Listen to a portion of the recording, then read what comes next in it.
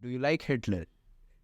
That's a Because great way of starting. to But Germany, and the first time we met, you Hmm. told the whole story about Hitler, and you've had a breakfast of Hitlers. So, you've been to places where he did his movements and stuff. well, I mean, for the record, no, I don't like Hitler. To answer your question, I was interested because in Munich, where where Hitler spent many years, formative years on the way to power, Mhm. it was very interesting because you could see the signs of that struggle literally. Like there's one picture I took, like a selfie or something, and there's a wall behind me which had these holes. And then someone said, "Oh, you know what? That's the bullet holes." And that is when Hitler was launching his what they call the beer hall putsch, his first attempt in 1923 to take power, and he was fired upon. He was injured, and some people in the fledgling Nazi party, Who the government, and the fledgling Nazi party, they lost their lives. So the bullet holes are actually from that time. So for me, it's very interesting because you read about this in the books or whatever, and then you actually see the physical, you touch them, the tactile nature of history kind of comes through. Okay. So I was before, like a few hours back, I was just reading about news and all news, what's happening in Israel and Gaza and stuff. So this quote from Hitler popped in my head. So he says, "I didn't kill all the Jews. I left few Jews for the world to know why I killed them in the first place." I'm pretty sure that that's some apocryphal quote, but anyway, I would It's not his.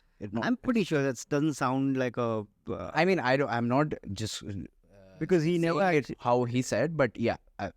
Well, I mean, I really wouldn't want to. I'm not an expert. I don't want to go into all that. I'm pretty sure that's like some invented Okay, quote. that's not his own. I'm pretty sure it doesn't sound like it Okay, actually. but he started killing and all the whole Well, cause. you could argue that there was a very long history of anti-Semitism and pogroms against the Jews in Europe for more than 1,000 years, and his was like the final sort of this industrial death culmination of that process. So it was not like he was in a vacuum, but Do you think there's any effect of what happened then and what's happening right now? Like, is there any uh well, I again, I'm not an expert. I wouldn't know. I could talk about. I would say it's more worthwhile to look because it's unfolding all around us.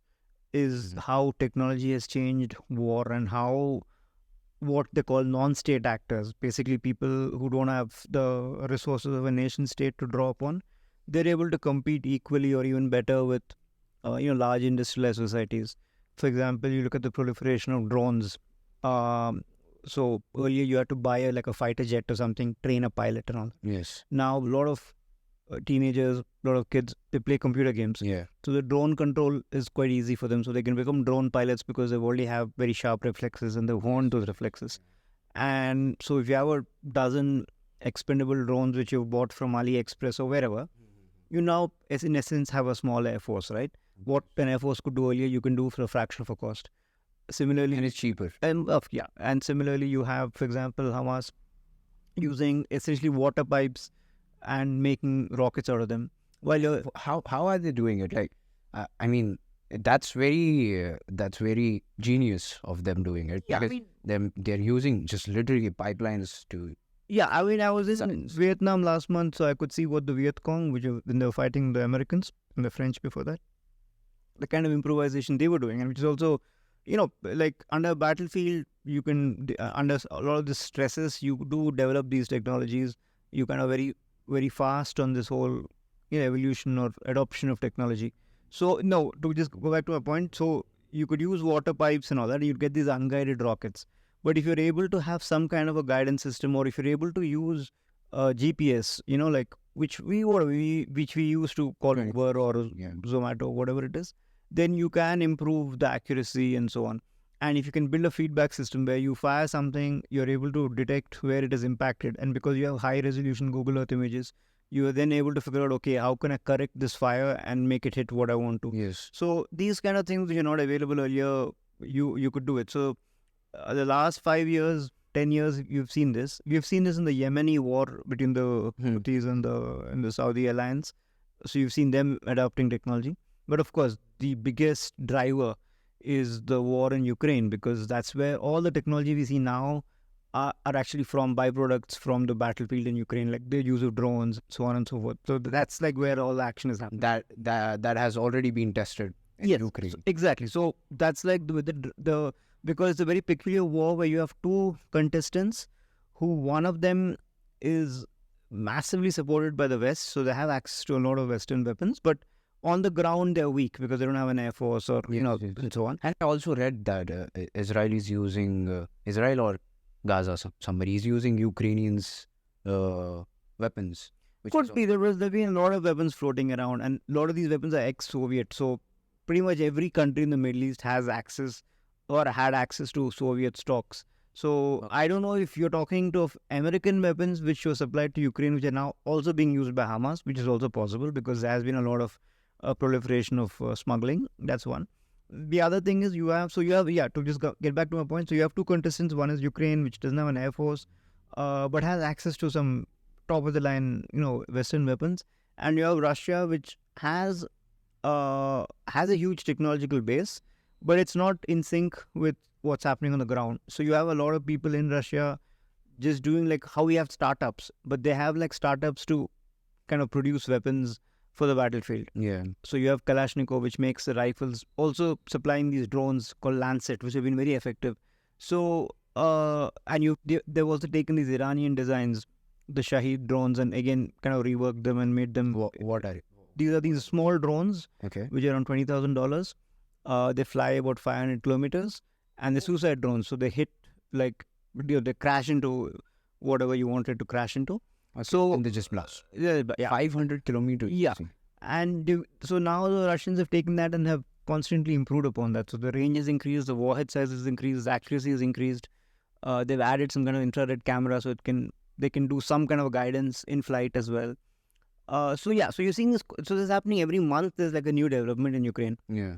So because of that, that technology has proliferated. That sort of a approach is proliferated, and you're seeing all this. So what's happening is all this legacy, armies and legacy militaries, they're going to have a tough time because, as I said, instead of having a fighter jet, you can have a big account on AliExpress and buy like some 20, 30 drones and, Just you Make can your own Air Force. Exactly. So at a fraction of a cost, you already have the training because of video games and so on. So which means that, like the conventional earlier kind of calculations of who is powerful, who is weak, Yeah. all that has to change now because it's I would say the fundamentals are still the same. Industrial societies which have access to huge R&D and all that would still eventually prevail, but they are not going to prevail that easily. That's the thing. Because I work for a news media company. I've been following this very, very seriously. So I read this that the Mossad is the strongest intelligence, they say, and they didn't detect when this. How is that even possible? Like if they call themselves the strongest. I mean, the two things. One is that they say now that first they said the Egyptians already had some information, which makes sense because Egyptians are very close to the Gaza Strip and they're the ones which maintain the Rafah crossing and so on of aid and everything into Gaza. And they informed the Israelis, but the Israelis didn't do anything. One, and now the Americans also are saying that they also informed the Israelis, but they didn't do anything. And thirdly, there's also this theory that the Hamas shifted to Huawei phones and whatever. Okay. And it's kind of funny, but basically Huawei was under sanctions, so they had to develop their own proprietary,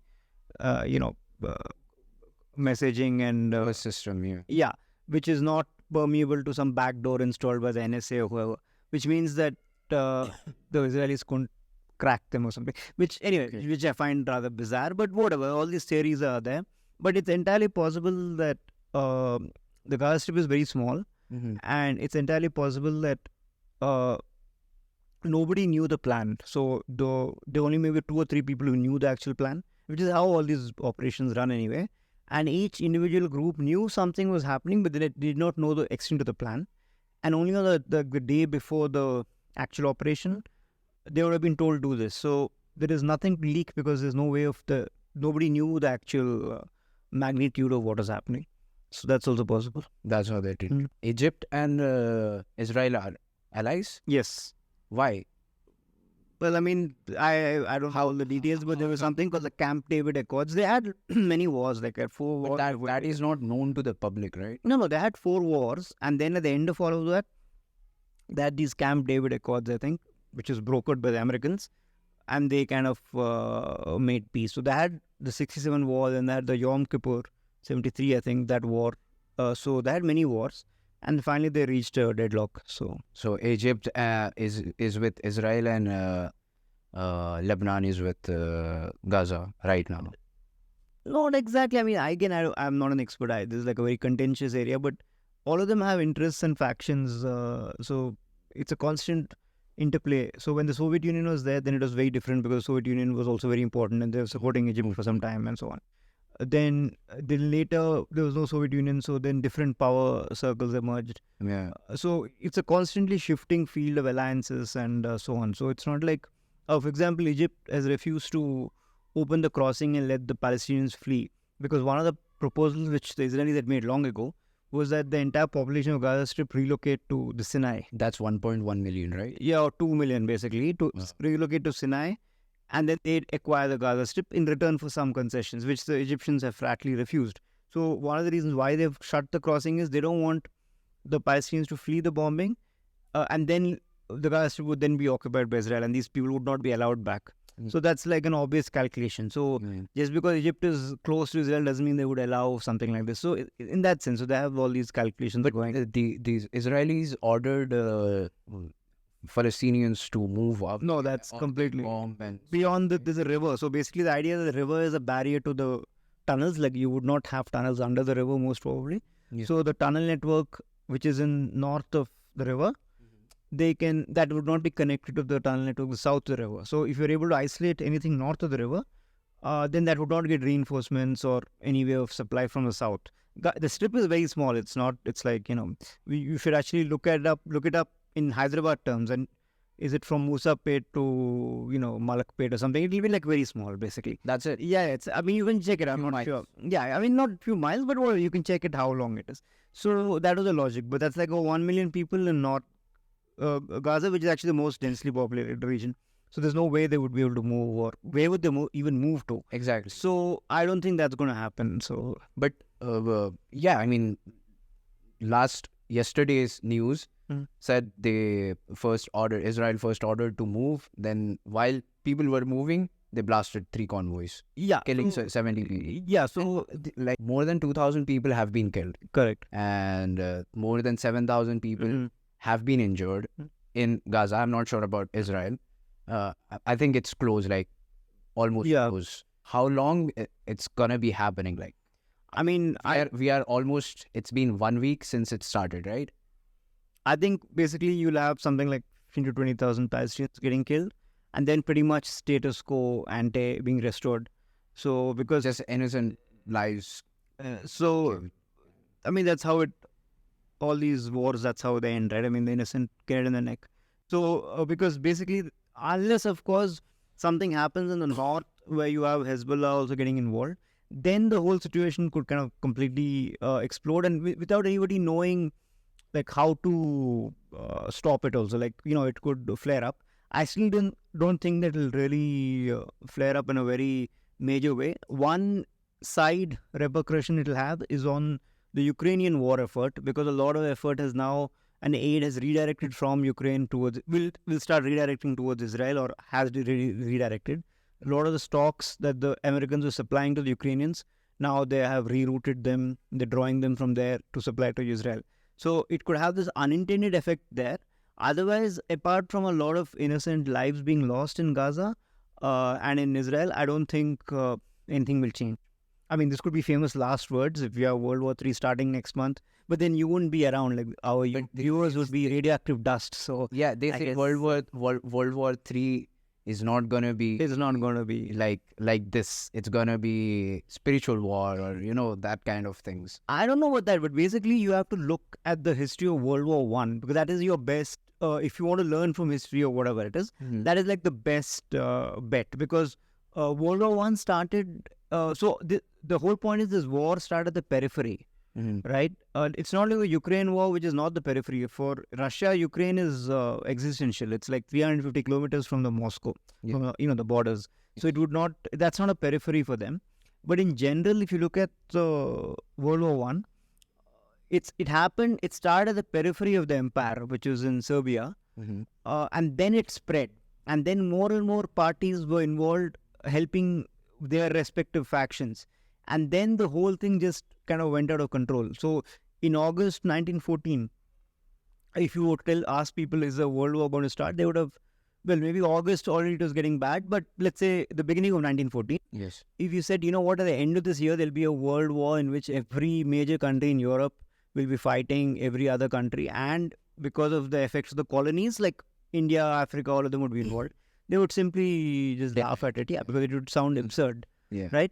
But the point here was that once that chain of conflict started, once Austria-Hungary, wanted those concessions from Serbia, and then Serbia involved their ally, which was Russia, and then which then involved their ally, which was France, and then France's, ally was Britain, and then Austria-Hungary's ally was Germany. Yes. So each country sequentially became getting involved.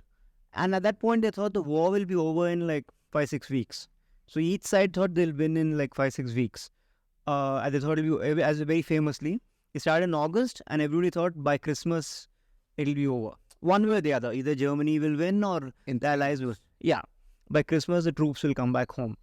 But nothing went on for how long? 4 years, 4.5 years, and with like some 30-40 million people dying. So that's what. So nobody plans for World War.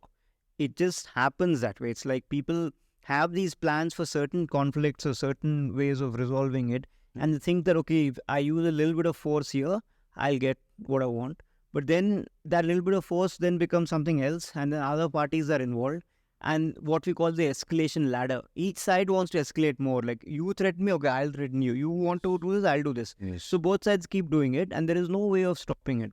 Which is why all these United Nations, all of them came later, because I thought, okay, there has to be some way in which you can kind of slow down this escalation. Yes. So what we're seeing now in Gaza, I think already some measures are being taken, or they're trying to take. Not United Nations, by whoever. Like it's never helped. Like United Nations never helped. I mean, Dummies. But that is one thing. But in the sense that there's not much appetite, or rather, how much is the appetite for a major conflict which will have repercussions on oil prices? For example, we are going into an elections next year, and if you have oil prices shooting to some $120 a barrel or something, that's not going to help, So there are lots of forces which don't want a huge conflict. So they hopefully are also stepping behind the scenes and trying to cut down. So there's one thing which is happening in the media glare, and there's something which is happening behind. But as I said, to just come back to my original point, all of this is also made possible through technology. Like through technology, the nature of war has changed. And you're able to do things, small groups of people with less funds are able to do things which earlier was only the provenance of large armies. Yeah. So that is the underlying factor here, basically. Yeah. Just buying from AliExpress and Amazon. As you have your drone. There is this book. I'm trying to recall the name from past 2 minutes, but I cannot. So this book is banned all around the world. I have it because it's an ebook. I found the ebook. I downloaded it from a pirated website.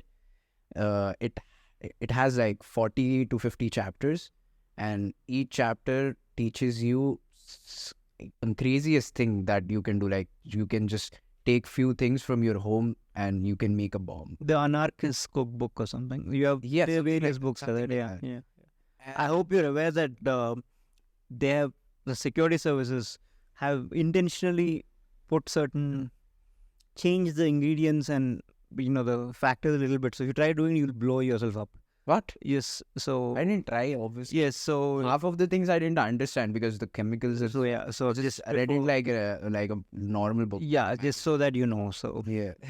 But yeah, anybody can now. Yes, if they want, you can even just chat GPT and take. Yeah. For example, chat GPT was suggesting how to make chlorine gas and mustard gas to someone who wanted to make some refreshing drinks. and it suggested, it didn't tell them, but it basically told them to make chlorine gas, which is highly toxic. So What is it being used for? Chlorine gas? it's as a poison. I mean, it was used in World War One as a, no, that's chloroform. Okay. This is used in World War One as a tool of war. Mustard gas, chlorine gas, phosgene, etc. Other gases, and they're all very lethal, and they can be made using chemicals which are commonly found. It's not very difficult to make them. Rocket science. Yeah. So the ChatGPT. So these people were asking how to make something like a cola drink to drink in the summer or something, and it suggests that you should make chlorine and mustard gas. That's So I'm not sure what. Yes. So I'm not sure what it is up to, but I mean, it can. matlab, if you're even copying, you should be smart enough to copy what to, what to do and what not to. Yeah. So you can see now with it, there are lots of things you can do. For example, even in the field of online, let's say you want to harass somebody or something. I'm not advocating all this, but you can make ChatGPT. You can use it to target. You can see it in the future to be used. You can use it to target people and say send harassing emails or send phone calls or whatever. Okay. Of this man. You can tailor it according to your situation and the person who you want to harass. Yes. So if you can do that at this level, imagine you're an organization. Yeah. What can you do? Similarly, then you have this, and then you have these drones, right? And let's say you have these political supporters of something which you don't like, and you have access to some database which gives them their home number or home addresses. Yeah. You could send out hundreds of drones just targeting the people whom you don't like. From 500 miles. Yeah. So, it's like, it's a very different world we're living now. And I have a feeling that the governments and enforcement organizations, they're not their way in the curve, because it's all happening in real time.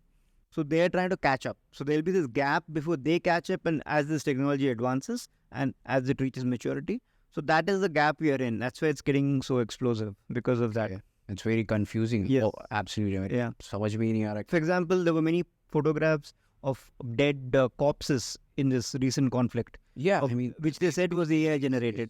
So now you don't know what is AI generated and what is real. So you could have real corpses, and people say, But I think that those are not real. I mean, even the White House people. Yeah. So that's everything. So Joe Biden is onto something. So that's everything. So the point here is, now earlier a photograph meant, the picture doesn't lie or something. Photograph. Now you can even make videos. Yeah. So it's like very confusing, and you can have wrong people being implicated, people who are innocent, you can be implicated. You can have guilty people or guilty parties saying, oh, no, that was all ChatGPT and AI, we didn't do anything. So they can simply dismiss even evidence. So even if I find evidence against you, you can say, no, that's just AI generated. And how will I prove that it's not? It's a very complicated digital forensics, right? Yes. So yeah, so it's a changing world.